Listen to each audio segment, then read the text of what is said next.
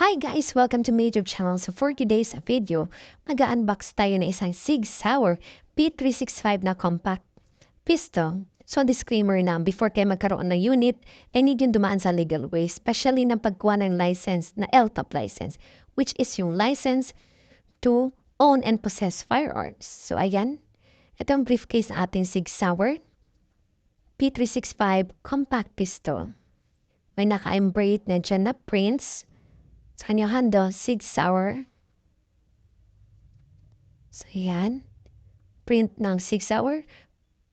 Print pa lang talagang mamahalin na cherries. Butas ang aking bulsa. Butas ang bulsa ng boyfriend ko pala.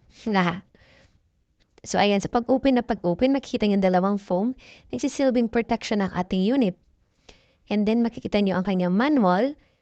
Sauer P365 pistol manual. Ayan.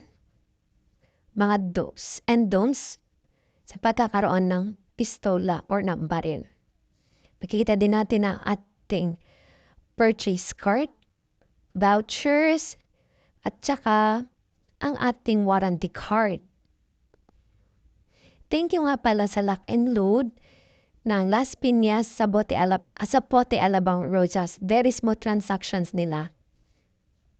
Nabili ko pala itong unit na to nung kasagsagan ng gun show sa SMX Manila. Ayan.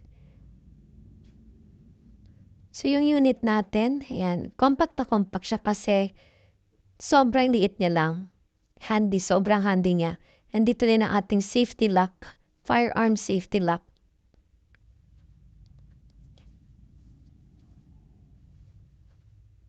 So, bubuksan na natin ang ating main unit, which is yung pistol na talaga.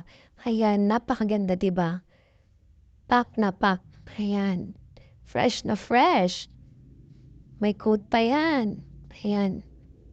So, makikita nyo, sobrang liit na siya. Kasing liit na siya ng kamay ko. Kaya nga siya compact kasi nga, maliit siya. Ayan. Meron na siyang naka-attach.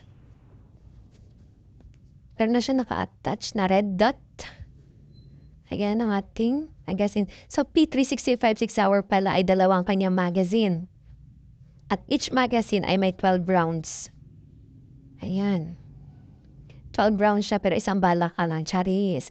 And ito naman yung isang magazine. Yes, another 12 rounds na magazine.